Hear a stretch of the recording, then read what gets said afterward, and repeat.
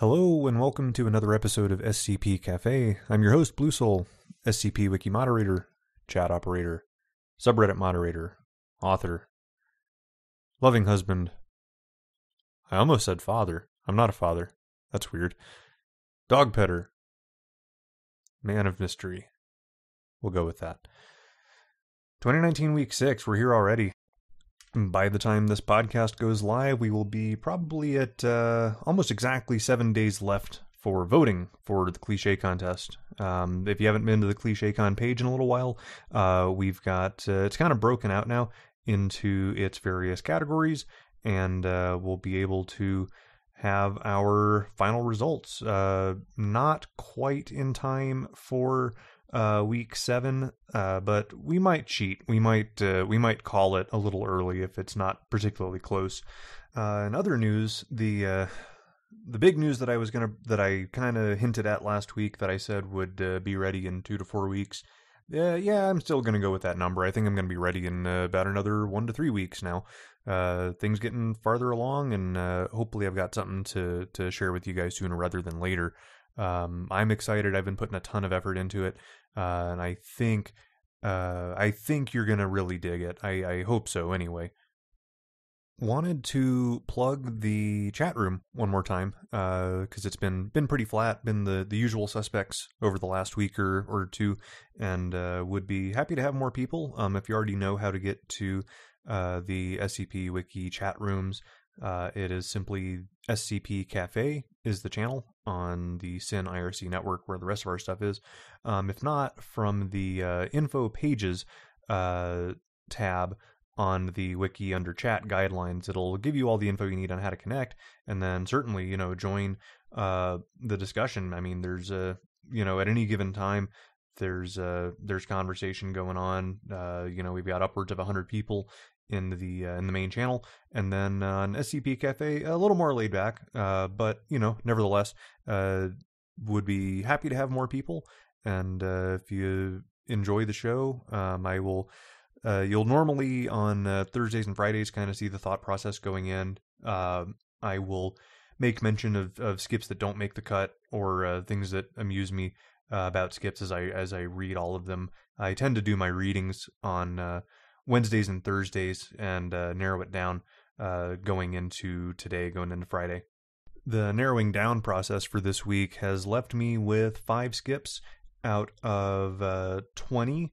This one was, they're always difficult.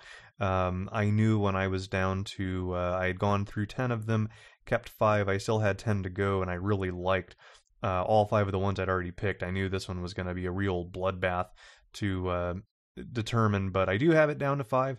I have a double feature this week by the same author. That impresses the hell out of me when people are that capable of producing work, both quantity and quality. To get 2 of them in a week, I think is pretty damn cool. So we're going to kick things off. SCP 4447, titled Sasha's Super Shuttle Service. Try saying that 5 times fast. This was written by AIS Mallard, who has had another work covered on the wiki. That was SCP 3597, which I really enjoyed. I would suggest you give it a read if you haven't. This one just as good. The format on this one is a little different. You've got a notice at the top from Ryza saying you've opted to view a range of revisions for this file, and for more information on this revision, contact your Ryza liaison. We've got our item number and an object class of pending. So that's interesting. This is already, something a little different right from the get-go. As you get to the bottom of this, there's a little yellow box that says next revision, and that links to offset pages, which we don't, I've seen used sparingly. I think the first time I saw it really used was 2998. But they've done this was a reasonable way to do it. I think it works well in trying to tell the story as the work changes over time, and while also keeping the page count to a reasonable number. We have an image visible, and it is it looks like it's a blue form like you would enter stuff in on the web with a couple of upload fields. This thing's in very small text, and it's actually not enlargeable, so I can't quite read what it says. The bold stuff that I can read reads Instant Transport System, and then right below that I can read Marshall Carter in dark and a link that says here. I can't really make out anything else, unfortunately. And the skip, as you might suspect, is tied to Marshall Carter in dark, and we have undercover agents that have been informed of the skip, and they're supposed to continue monitoring the GOI. We're basically doing all of our containment with undercover Foundation personnel, some of them using GPS, and that is apparently relevant to the phenomenon at hand, which is that it's described as a controllable phenomenon that enables instant teleportation between any two people on Earth, and when the anomaly is activated, the individuals, including their clothing, attached equipment, and jewelry, immediately switch positions. Access to the phenomenon is apparently controlled through this website that we've got a picture of. Both individuals upload pictures of themselves and pay $10,000, and a time 8 to 12 hours in the future is displayed, and within 3 minutes, give or take, of the given time, the individuals will undergo that 4447 event and swap locations. So we have really no idea what's causing this, but we have a service. You can pay them $10,000, give them 2 people, and they will switch places. Kind of a cool service. I could see a market for it. One of the reasons that I picked this is that there's good attention to detail as far as the information security side and the IT side. So we get into it just a little bit in this first offset revision of agents tracking Marshall Carter in dark. Found a URL which is it's blacked out, and it's a .onion domain, which is used for Tor hidden websites, and we began analyzing it and didn't find anything all that unusual about the website itself, and we began doing some testing by paying them and seeing what happened. We have a couple of experiment logs here, which are total successes. We tried to retrieve a D class that had managed to escape during a containment breach, and that worked. Switched 2 agents, one being in a submarine and one being in an aircraft, and that worked. And then 2 different D classes that were they took a morbidly obese D class and swapped places with another D class in a phone booth that would have been too small to hold this morbidly obese man, and it worked. I'm not sure that seems a little mean, but hey, it did work, and that's basically all we have in this revision, and that makes sense given that this is supposed to be sort of a provisional entry for things that we're still kind of figuring out. We don't have an object class yet. It says pending. And this is a reasonable way to approach it. I like this is probably my favorite way of handling something where you change the skip over time, these offset pages. I actually don't know how to make an offset page. I should ask somebody, because I think it's pretty cool. In any event, the next offset of the page has changes marked in blue, and I think this works pretty well. We don't have anything really struck through. It's consistent with anything that's changed is in blue, and even has a spot where there are no changes, and it collapses the whole experiment log section because we're not doing anything with that. So the object class notably has been revised from pending to Keter, and the procedures now are talking about a person, talking about the skip's personal history, family, and additional anomalous properties. And Foundation facilities in East Asia have been alerted and are working through government channels to locate 4447. We have described now 4447 as Sarah Turner, a 27-year-old U.S. citizen of Chinese and British descent. They possess an anomalous trait that enables instant teleportation.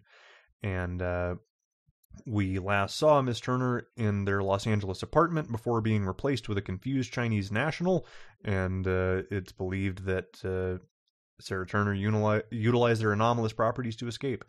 And it talks a little bit about the website, and it basically we figured out that the hidden service was configured to use an obsolete cryptographic suite, enabling some traffic to be intercepted and decrypted, and a traffic analysis attack was successfully executed utilizing compromised Tor nodes, and SCP-4447's apartment was located. So that all checks out from an information security standpoint and from a red team standpoint.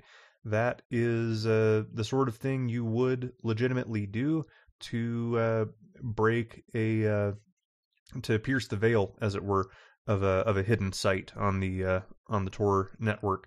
And I like when they do this sort of thing where you've got a skip that could believably exist somewhere in the world. You're not going to see it because you didn't know the address of this particular .onion hidden server. And we found the skip's laptop, but the laptop had been remotely wiped a few minutes after their escape. And we have an addendum, our first addendum now, that indicates that the site director had approved a raid on an MCN&D warehouse located in Redacted to recover files and information pertinent to the theft of another skip from Site 19, and we find references to this skip, which suggests that the service of offering teleportation is still active, and that's basically where we end this revision. We found we have a person of interest, and a little more than that, we've identified them as the skip. They are now the skip rather than the website itself, because it sounds like this person is the one that facilitates all of it, and that's where we end this revision and go on to the next. And from here, this is where this is kind of the climax of the thing. We now have more changes in the procedures that now says the Department of Analytics is investigating 4447's prior project assignments, transfers, associates, family, communications, and banking records. Any personnel with known contact to 4447 are to be interviewed. And we now identify 4447 as Sasha Brown, the former project head for 4447. Isn't that interesting? We've got new blue text that says when SCP-4447 noticed their anomalous property, they contacted Marshall Carter and Dark to market it as a transport service and receive logistical support. And Miss Brown basically led the Foundation by the nose, ordered, sort of a fake raid on this other civilian, the previous person that we thought was the SCP, and Miss Brown has managed to offer this service to the tune of $2.6 million in illicit earnings. And we have some recovered communications, then it points to a second addendum, but now we have an addendum 1. We've basically overwritten the existing addendum 1, which is a little iffy, but we have an interview with 2 researchers, one of which worked fairly closely with our skip, with Miss Brown, our project head, and it goes into basically that it describes her a little bit, but it also talks about how she complained about the pay structure a lot. And we have some recovered communications between Sasha Brown and an unknown Marshall Carter and Dark agent, and they are, talking about how they're going to lead the Foundation on, and that, Sasha is doing her part. And Marshall Carter and Dark lets Sasha know we found a mole, and we're going to feed the Foundation false information about the Red Herring's background, thinking they've figured out who the mole is. And then, some things about transferring funds to a bank account, in Cyprus.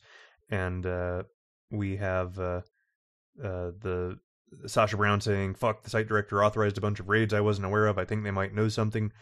Marshall Carter and Dark responds, "There's no timestamps on this," which I guess doesn't matter because we didn't lay out when the raid is.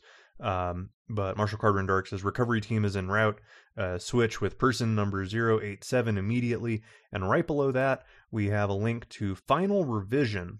And this is an altogether different piece.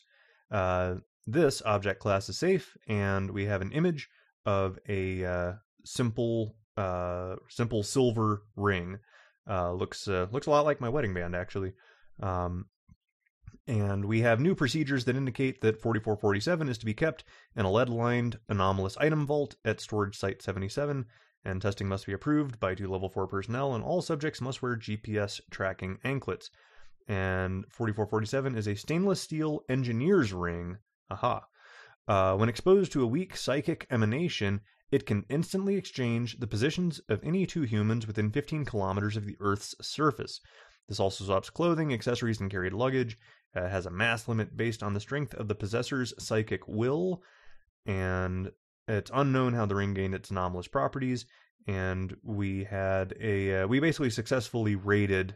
We have a recovery note here that says that we raided MC and D.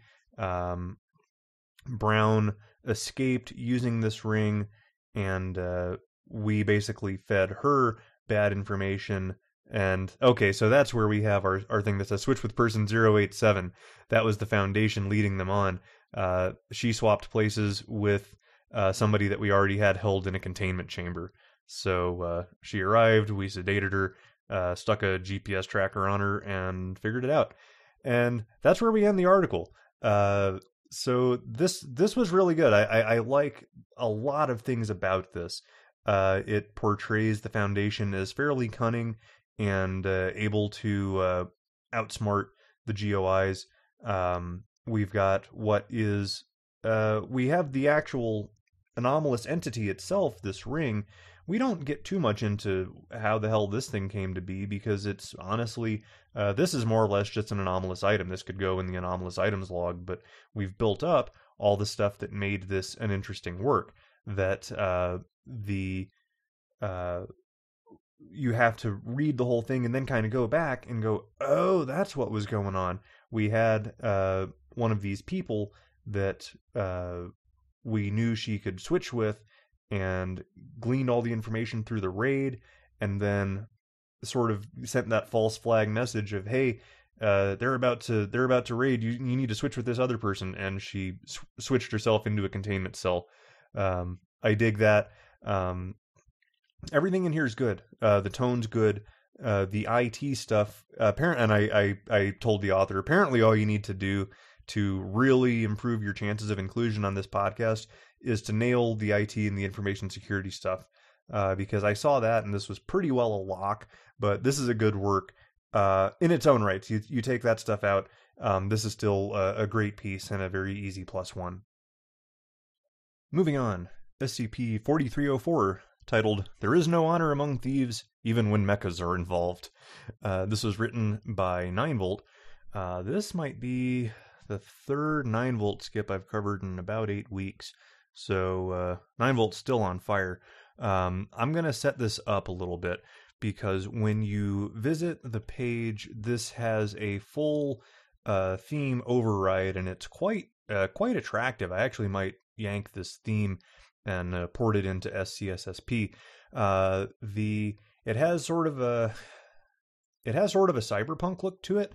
You've got pink and purple and yellow, sort of a neon look to the logo, which is sort of chopped in half, and it's got a stroke outline around the edges of it. The logo is in yellow, the shield logo, and then it's got pink neon chopping off half of it. And the title reads, "Ad Astra to the Stars Through Hardship." And you can pick up very quickly through this work that this is an entry set in the future. To be precise, it's set in the 2070s, I believe, and it chronicles work from the Foundation space program, which is always kind of cool. And this is worth taking a look at even depending on how you feel about the work as I cover it, this is a cool look. This is a cool theme. I'm doing it. I'm moving this thing into SCSSP for the next release. Anyway, we have a containment class of Keter and a status that says uncontained high priority. So we are screwing with the format just a little bit, and I think that makes sense if you're wanting to set this in the far future. Your first clues that this thing is set in the future outside of the cyberpunk look are the containment procedures that indicate that the personnel that are embedded in Ashburn Station. We have a footnote for Ashburn Station, and it reads, an O'Neill cylinder space station constructed between the orbits of Earth and Mars, starting in the 2020s and ending in the 2030s, and as of 2070, it has a current population of 29 million humans, extraterrestrials, and other sapient species. Man, it's 2019 now, so 51 years from now. Well, I hope I should still be alive for this. I'm ready for it. We have a POI that we are trying to track down by any means necessary. AI is helping in that, and we have a rough strategy for the capture of this POI, and that involve penning it into such a small area that the summoning would result in severe structural damage to itself. And if such circumstances are achieved, we should be able to capture it rather easily, so long as effort is taken to handle any additional devices that the POI might be in possession of. And the development of counteroffensive mechanical exoskeletons capable of combating SCP-4304 and other similar threats is currently ongoing. I like the thought that the Foundation has a mech program that, as part of the Foundation space program, we're also building mechs to help out on space stations. That's a cool future for me. The description indicates that 4304 is a mobile humanoid mechanical exoskeleton possessing anomalous weaponry and thaumaturgic abilities, designated the Blue Knight by its pilot, person of interest 287XR. The footnote says Katrina Kwang, a known paracriminal active in Ashburn Station. The exoskeleton is 18 meters tall. That's a damn big mech, dude. That's like Mech Warrior mechs. And it's layered in a dark blue metallic alloy, capable of withstanding conventional weaponry and sufficiently lightweight to enable rapid movement. It's got engines for generating thrust built into the back, and all the body sections contain compartments for the storage of objects and weaponry. Yellow and red logos are present on the shoulder plates, and this is painted over with a symbol of a sword. And the exoskeleton can be thaumaturgically summoned by this POI at any time. And summoning involves the speaking of undeciphered vocalizations done in tandem with the performance of kinetohazardous gestures and the release of aspect radiation. It was at this point in the reading that I had to go back and sort of address the SCP Cafe chat room that thaumaturgy is just magic for nerds, I'm convinced. We didn't want to say magic, so things are no longer magical. They're thaumaturgical, but let's be real, folks. It's magic. Anyway, if they manage to do all this stuff, the POI will levitate in the air and become surrounded by rings of luminescent machinery, which then assembles into the mech. And at this point, the POI has complete control of the mech and can use it for all sorts of shit, including the generation of weaponry and amplification of thaumic spells. And we have only observed the POI summoning the mech in short durations. We hypothesize it must be because of the level of mental concentration involved. And to date, we've only seen them in Ashburn Station. And of note, both the POI and SCP-4304's Scranton signature indicates that they originate from a foreign reality. I like that inclusion too. We have an addendum that has notable incidents where the POI and the mech have been involved and had run-ins with the Foundation in the past. These incidents, for the most part, serve to show off all the neato shit that the Foundation might be getting up to in the next 50 years. The most relevant one takes place. It's the third entry in here, and security cameras record POI 9909. We have a footnote for that, and 9909 is an individual operating under the moniker of Nobody. And Nobody is speaking with POI 287 in an alleyway.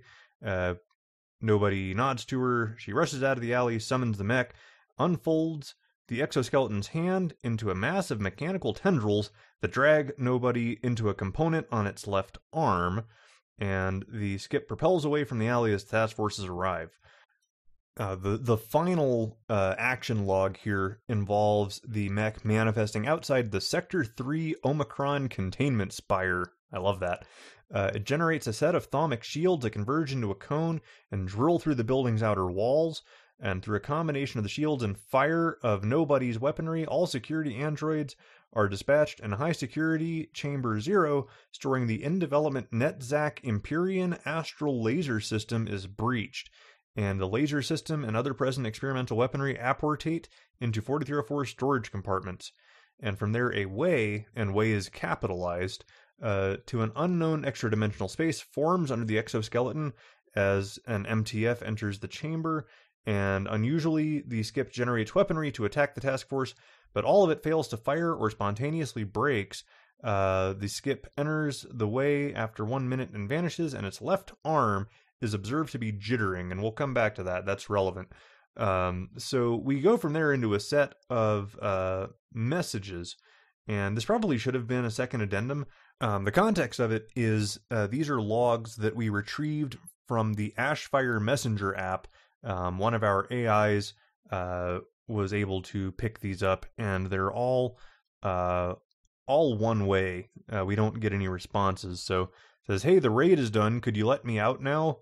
Is there anything holding you up? If so, I can wait. I'd prefer you to message me about anything." Then, "It's been 4 hours. Please respond as soon as possible. Has Ashfire broken? Hello? These are marked as red. I know you've received these, so what are you doing? Is this really what you're going to do? Fine. I can sort this out on my own." And we go from that to an additional log. Basically, now we're seeing the skip behaving erratically. It's clenching its left arm while slamming it against building pylons and construction equipment. The arm bulges, and the right arm stabs the left arm. And upon spotting our Foundation agent, the exoskeleton engine activates. It attempts to fly out of the lot, but it keeps changing course, colliding with buildings in the ground before the engine cuts out mid-flight. And it moves behind a set of buildings and vanishes. So we've got a little dissension in the ranks here. Nobody kind of pissed from the sound of it, and able to actually do something about that as well. This dissension increases as we go on to an incident where a couple of mobile task forces are trying to take down the skip, and the POI says, "Hey, I'm dealing with my own issues right now. Can you hold off for a moment?"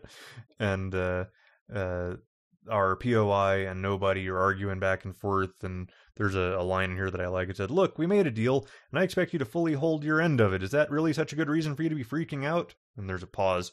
It says, "Yes, I adjusted the deal after, but it's virtually the same as it was. Fuck!" And then missiles launch from the left hand at the rest of the mech.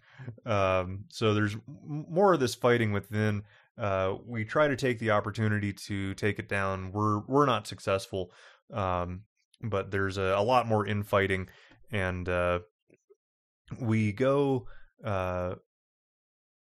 We have the mech basically exploding in the middle of this blast where Nobody managed to do something, and it's something sci-fi-ish and technobabble-ish, but it fucked this mech all up. And as our crews go in and start sorting through rubble, we don't find the POI, but we do find Nobody, who extricates themselves from under the piles of twisted metal, salutes our mobile task force, and then apportates out of view. And the wreckage was in transit when it turned luminescent, disassembled into rings of machinery, and also vanished. We go to a third addendum that has, this is a two-way conversation. Nobody says, while I appreciate your offer of cooperation, along with how you provided me half of the stolen weapons, I can't say I enjoyed being locked into an arm for several days. No number of coffee machines and VR sets in there helped with that. I'm sorry about the mech damage, but for a supposed deal, you sure did a poor job at holding it. That's all. There's a reply that says, fuck off. End article. I really did enjoy this one. I'm actually not too deep into the Nobody lore, but I don't think that's really relevant to still enjoy this work of, partners in crime that one tries to be slick with the other is more than capable of handling matters. And more than anything, I love the universe that's built up in this work. This, very hard sci-fi, like, really cool future space stations and extraterrestrials and people coming in from different realities. And, of course, 65-foot tall mechs. That's cool, too. I like those a lot. This is an easy +1. It's actually, I think it's a little underrated right now. It's at +17. There's a lot of effort put into this, not just on the visual side of it, but they've laid out a lot of things. I mean, I'm a sucker for technobabble, so take it with a grain of salt. But I really enjoyed this, and I did gloss over quite a bit the action logs. Like I said, if you enjoy sci-fi, action, technobabble, and so on, you're gonna love it. Give it a read. 4304, easy +1. Moving on, SCP-4696, titled Gronk Want Guts. Gronk Want Guts. It was written by Swaggetti about a week ago. And you have an image up right at the upper right of a stuffed gorilla with some stuffing kind of hanging off of it on the mouth and chest and arms. And it says Gronk's second win. Below that's handwritten, and the caption reads, Polaroid featuring SCP-4696 found inside a toy box in POI 4696-1's bedroom. We have an object class of safe and procedures that indicate that 4696 must be locked in Secure Storage Vault 4K-34S when not being tested. And I'm going to take the opportunity to pick at this just a little bit. Not because this is egregiously bad, but because it's something that I do see occasionally, and I just want to point it out. Because the rest of the article, I'm going to spoil a little bit. There's nothing special about Secure Storage Vault 4K-34S as far as its ability to contain the thing. So when you use the imperative, it must be locked in this vault, you're telling us that no other vault will do. That's not the case with this. It should probably say something along the lines of, it must, describe what kind of vault the thing needs to be. And as a matter of fact, maybe there's something about this vault that checks some of the boxes for the other ways to help contain the thing, but there's nothing special about this vault in particular. So, consider doing something to point out that, treat it on causes and effects rather than locations. We've seen that a lot. Even in other ones that I've reviewed just this week and last, where it must be stored in Site 81. Well, what's so special about Site 81? Why couldn't it be stored at 17 or whatever? When you're using that imperative that it must be stored at this site, when you could say it is currently being held at this site. And, it is held in a secure item locker or, whatever the hell. That's a nitpick. It's something that I've seen a few times in a short span of time. So this is not intended to be a knock against the author, just something that was on my mind, and I saw it and wanted to point it out for those that are still looking at doing this. All that said, we have a description that indicates that 4696 is a stuffed animal resembling a large, oddly shaped gorilla, currently 73 centimeters in height and weighing 3 kilograms. Internal inspection reveals it to be composed of a variety of stuffing materials, typical to stuffed plush toys, and signs of aging, tearing, and distended bulging caused by overstuffing are visible on the skip's exterior, and there are no identifying tags or labels of manufacture on it. The anomalous behavior manifests when placed within a 1 meter radius of other stuffed animals. When this requirement is met, both the skip and the stuffed animals in its vicinity, now designated -1, will begin showing signs of sentience and awareness, and the skip will invariably attempt to destroy -1 instances, and if successful, will proceed to remove the stuffing from its victims before adding it to its own mass. Neither the skip nor the -1 are capable of vocalization. However, the -1 instances can be seen to be extremely fearful of the skip, and the skip was discovered after a video uploaded to the YouTube account Jamie's Animal Tournament was flagged by online searches. Now, the punchline, is that Jamie's Animal Tournament is a YouTube channel from a 10-year-old kid named Jamie that is super excited to have 18 subscribers and a couple of comments on their last video. He finds Gronk and, sets it down in front of the camera and, gives him an introduction. And I love the setup of these transcripts of the videos. They include, this 10-year-old, making crowd cheering noises, and basically sets it up as like a pro wrestling thing between his stuffed animals. So there's little corny 10-year-old jokes in here. It's as they go on, you start to see the skip's anomalous ability start to manifest, where the skip rips another stuffed animal's arm off, and then the kid makes the skip sort of eat the stuffing, and it goes like this for a bit. There's 3 or 4 of these, and we see more and more of this anomalous behavior starting to kind of pick up, and it ends with the final video that has a video showing a boy's room with a handful of stuffed animals in the background, and our little boy Jamie is speaking directly to the camera. He says, "Hey guys, I just want to let you know I can't do videos anymore. Gronk," he looks to his left, said, "I had to put him in the closet alone because he was hurting the others. I don't know if I should tell Mom because she'd be really mad that my animals are broken. I'm going to stop recording videos for a while, but if Gronk calms down, hopefully we can make more better And you see banging noises coming from the left of the screen. The kid's startled and says, "Okay, I'm going to go now," and the video ends. And that's the end of our transcripts here.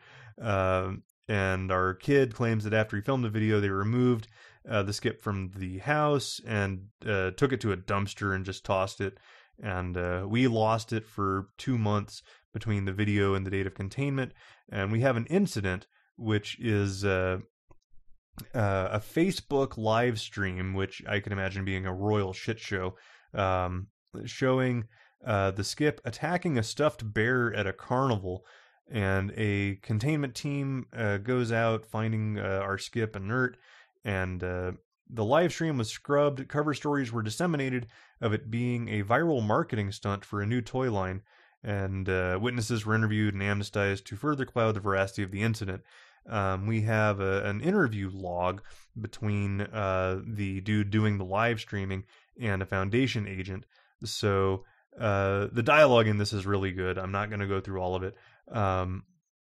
Basically him describing, the big bear stands up and tries to reach behind its back, and a fucking stuffed gorilla bursts out its back. And the thing that probably sold me on this work more than anything was the agent at the end of this saying, "Right, you're a smart kid. How about you drink your water? It's a crazy story." And the kid goes, "Nah, not really thirsty." And the guy goes, "Drink the water, kid." And then right below that it says, "Witness successfully amnestized and released." It's saying more with less. You can make all of the inferences yourself on what was in the water. I really liked that line. That's probably my favorite line in the piece. So we go from that into some test logs now that we've got the skip contained. And they're basically like, I can think of nothing so much as the old celebrity death match of them putting the skip in with different other stuffed animals and picking, just ripping the other stuffed animals apart and, and putting their stuffing into itself. And There's a few of these. There's it basically exploding a Cabbage Patch Kid doll's face, um, and plunging its hand into the doll's abdomen and ripping out a big ball of stuffing. Uh, it's all like it's terrifying, but given the ridiculous context of it all, of these are stuffed animals, it's amusing at the same time. That's where the thing ends. And I've said it before. Skips don't always have to put a man on the moon. This is a wacky thing with a good premise of having this. I love the mental picture that it paints of having this 10-year-old kid who is excited, just doing all this goofy, like making his stuffed animals do pro wrestling stuff. And then he's got this anomalous one that actually, like, can punch animals and explode the stuffing out of them. And it gets more and more aggro and, makes him, really scared of it. It's, this was good. It's not the deepest thing you'll ever read. They don't have to be. This passes all of my tests for what I want to see on the wiki, and by that, and by it being well written and in particular good dialogue in the places where it uses it, the dialogue's all actually very, very good. So yeah, no, fun, easy, +1 for me. Moving on. The first of 2 skips that made it in this week by Werillium. I swear to God, I don't know who writes these when I make my cuts, and both of them made it in this week. He wrote 2 stuck out of 5. That's pretty good. 4119, titled Miss Dynamite. We have an image of some test tubes with liquid in them. They're orange. 2 of them are a little more yellow than orange, and the caption reads, "Diluted samples of SCP-4119 liquid." And we have containment procedures that state that the skip is contained within a modified blast-resistant cell within a Faraday cage. An internal cavity magnetron maintains a low wattage stream of microwaves within the chamber. All internal surfaces are kept at a temperature of 50 degrees Celsius. The walls of 4119's cell are equipped with rapidly oscillating motors, vibrating them continuously, and SCP-4119 itself is kept inside a Level 2 thermal isolation suit. There is a lot going on in these containment procedures. They cover all sorts of stuff, and it then goes on to say that once a week, 4119 is to be sedated, blindfolded, restrained, and moved to a temporary cell, and during this, the cell walls are to be cleaned of burnt blood residue, and the vibration and microwave equipment inspected and maintained as needed. And we have a description that states that 4119 is a young adult Hispanic female identifying as Thalia Contreras. And surfaces within the central 11-degree cone of the skip's line of sight excrete films of an oily, explosive liquid. 4119's vision will trigger liquid uncontrollably up to a range of approximately 700 meters, and beyond this, the skip must exert itself physically to cause liquid excretion. The liquid produced by the skip is 71% nitroglycerin and 29% human blood, and the blood does not genetically match our skip. The skip features abnormally thick and heat-resistant skin, protecting it from the heat and the force of the detonations of its liquid. And we have an acquisition log where a dimensional anomaly appears in the air about 10 kilometers from a site, violently ejecting our skip and fragments of a concrete room into the woods. MTF Mu-8 Southern Hospitality was dispatched. So we go into an audio log between members of the MTF. Our log has the MTF finding the skip lying still in a crater about 30 meters across. It's wearing heavily charred armor over a torn bodysuit and a pair of oversized goggles, and multiple sun-like insignias are visible on the armor. So the skip is awakens, stands up, and the skip says, "Who's there?" And then the skip's goggles explode and their fragments fall off of the skip's face. And she goes, "Shit." So the skip asks, "Where the hell am I?" And the dude from U8 says, "Northern Minnesota, this is State Patrol." And we have a footnote that says this is our standard cover used for MTFs based out of this site. And the skip goes, "Hold on, Minnesota," and looks up at the sky and said, "Did you really think that would work, Victory? I'll break your neck once I get back there." So we have no idea what's going on here. So the task force says, "Come with us. We'll sort this out." The skip goes, "How stupid do you think I am? We blew the Coven headquarters to hell a year ago, not 100 miles from here. I bet you guys got Valkyrie drones and Anki tanks and shit in the woods ready to pick me off, and I ain't got time for this." The skip removes its mask and throws it away, and smoke begins emanating from its closed eyes. And our MTF agent says, "I don't know what you think's going on. We're not who you think we are, and this is, your last chance to clear this up peacefully." The skip says, "Bring it," opens her eyes, and the tree stump next to this agent explodes, throwing him to the ground. And at this point, 2 of our other agents open fire on it to absolutely no effect at all. The skip detonates some trees behind them. The skip then looks down at the ground to create a pool of liquid, and then essentially rocket jumps with it, detonates it to launch itself to higher ground, and it blasts itself up the mountain to get out of, to get the hell out of Dodge. And then distantly, you can hear her say, "Demolishing blast." The side of the mountain becomes coated in fluid and detonates, causing a very large explosion, and the MTF scrambles for cover. I will say that line probably a little too far into the action movie side. We don't know anything about this skip or how it works or operates, but given that we know nothing about it, I'm feeling nothing so much as like the Power Rangers or something of that sort, where they have named moves and that kind of stuff.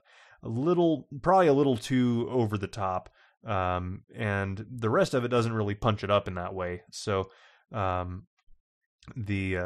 skip finally says, "All right, you're not the Coven or working for Victory. Leave me in peace and we'll all just go our separate ways." And flames begin to curl from her eyes, and she says, "Or else I look up and blow your freaky white moon to dust." 5, 4, 3, and one of our agents jumps from an outcropping to the skip and tackles it, pushing its head into the ground. And our task force advances.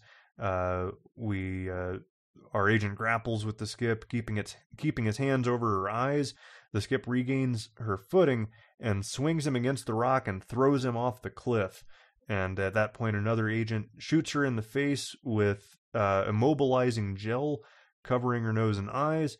And another agent forces a breathing mask filled with sedative onto its face, rendering it unconscious after a struggle. And we go from there to that's the end of the log. The skip was successfully contained. We check out the rest of the area that was, she came in with a concrete room sort of blown to bits. And we find fragments of advanced machinery, luminescent stones of unknown composition, and digital maps of North America with altered geography, and several burned garments similar to our skip bearing the same insignia, and our agent was posthumously awarded a Foundation Star for his bravery. End article. I like how this doesn't attempt to answer a lot of the questions you have. This says less, and it works for it. There's actually, it's long due to dialogue, but beyond that, it's a fairly short work, and it has an interesting Series 1 feel of the procedures and the description feel very Series 1 in a good way. I like, just the thought of she uncontrollably creates this liquid that's highly explosive, and we find garments matching this, the stuff that she was wearing all over the area, as if, there's a lot of people from wherever the hell she came from that can do this sort of thing. And you could see the practical applications of this, particularly when she explodes an entire mountainside with not much effort. The I've said my piece on saying demolishing blast with all caps and an exclamation point. I think that's a little silly, but maybe that's the nature of things from wherever the hell she came from. This was simple yet not. I think there's some nuance going on. There's a lot where I can tell the author has a plan for this, but we're not privy to it yet. We haven't really gotten there. This is a +1. I enjoy where we go from this, and I feel like there is more in store with this character, or potentially this multi-dimensional, extra-dimensional group of interest. I hope to see more, because I think this is a cool premise. And last but not least, the second piece by Werilium that made it in this week, and I believe the high skip of the week. This is SCP-3689, and it is titled Legendary Sandwich of the Deep. The title caught my eye first, I'll admit.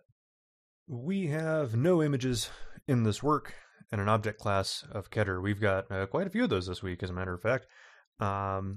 Procedures that indicate that a copy of 3689's recipe, well, we are presumably talking about a sandwich here, it's stored in a restricted document locker, and Foundation.io Dine is to monitor food blogs and cooking sites for keywords matching our skip's ingredients. And Foundation elements embedded in national governments are to pressure the passing and strict enforcement of anti-whaling laws, and violators are to be investigated for any knowledge of our skip. And our description says that 3689 is a hypothetical, and that struck through, and it says, sandwich, defined by an info-hazardous recipe, universally dubbed the Kraken's Belly by those who conceive it. And the recipe consists of an abnormal list of ingredients, along with a detailed and specific method of preparation. And if a person learns the entire process and has the ability to mentally visualize making the sandwich, they become subject to the sandwich's effect. We have a list of ingredients deemed unlikely by Ryza and the culinary department. I like that we have a culinary department. And the ingredients that are deemed unlikely to lead to full conceptualization include lemon fresh whale barbecue sauce, white chocolate chips, imitation crab, bacteria, gold, and wood shavings from a boat that sailed through a storm. And subjects that are aware of the sandwich experience the sensation of severe hunger and thirst, stomach pains, and lose the ability to taste or smell. And these subjects are convinced the only way to alleviate the symptoms is to prepare and eat this sandwich. We can't amnestize or amnestis... the previous skip that talked about amnestize, I think I actually like amnestize to amnesticize. It does work better. I actually like it. We can't amnestize our subjects. That's ineffective. It requires such high doses that it doesn't really work. Otherwise, the subjects will continuously sort of reimagine the sandwich just by kind of, idly thinking. Due to the rarity of several ingredients, we don't normally find these created recipes ending correctly. And if they do create an imperfect sandwich and eat it, the symptoms usually subside over 2 to 4 days, and the skip was discovered following the suicide of a disgraced Ambrose Restaurants chef during investigation and cataloging all of his possessions. And the recipe was fragmented and written into various cookbooks and journals. And we have testing notes, and this is our only addendum to the work. D-Class allowed to create and consume the sandwich in preliminary testing report no extraordinary quality of the sandwich, but then immediately demanifest. The room that they were in begins to flood. Subjects remanifest between 30 minutes and 6 hours later, accompanied by the room flooding again, and have little to no memory of the experience beyond vague recollections of a ship and a captain. In a later test, we have another notable D-Class here because he has his own tag. He prepared and consumed the sandwich with slight difficulty due to the unwieldiness of the squid tentacles. This is that say less sort of thing. I like it. Reported the sandwich to taste okay, but it's still missing something. And the kitchen immediately flooded with seawater, and our D-Class vanished. And body cam footage shows him swimming in an ocean and then being lifted on to a wooden sailing ship, greeted by an indistinct figure dressed as a 16th century pirate, shortly before the camera was damaged in a sword fight. and the kitchen floods again. About 7 hours later, our D-Class remanifests in a small rowboat filled with gold coins, various fish, an ornate cutlass, and a decorated three-cornered hat. He reported vague memories of challenging the Kraken alongside the captain, as well as consuming part of said Kraken by adding it to a new SCP-3689 sandwich, which appeared to have significantly enhanced the flavor, and our D-Class requested and was granted permission to keep the hat. End article. You really had me at info hazardous sandwich. We didn't really need to go any deeper than that, but we did. And it's an info hazardous sandwich that teleports you into a pirate world, and you get to fight the Kraken and come back. And it's delightful. I really did enjoy it. The tie-in to Ambrose Restaurants. That is a GOI. It's something I haven't done a ton of reading on. Happy to take any comments on what the must reads are out of that. But even without that back knowledge, this is really good. This is thoroughly entertaining, and earns its place as the high skip of the week. This is currently at plus 95, and this is actually fairly recent. I think it's only a few days old. Let me double check that. Yeah, this thing's only 4 days old, and at plus 95. So give it a read. We actually pretty well covered the thing, but I always suggest you give them a read. I think I do a poor. I think I do this badly. You deserve to read these yourself and not have me gloss over anything. And with that, we're wrapping up week 6. This was a good week. Didn't have any really, really long ones to get into, which is aided in the getting this out a little bit quicker than usual. Week 7, we will probably maybe spoil the result, if you want to say that, of the cliche contest, because we'll be about 5 hours from it ending, and I would say by then we'll be good enough that I'm going to go ahead and call those races during the week 7 pod. Until then, keep reading, keep writing, and I will see you on the other side.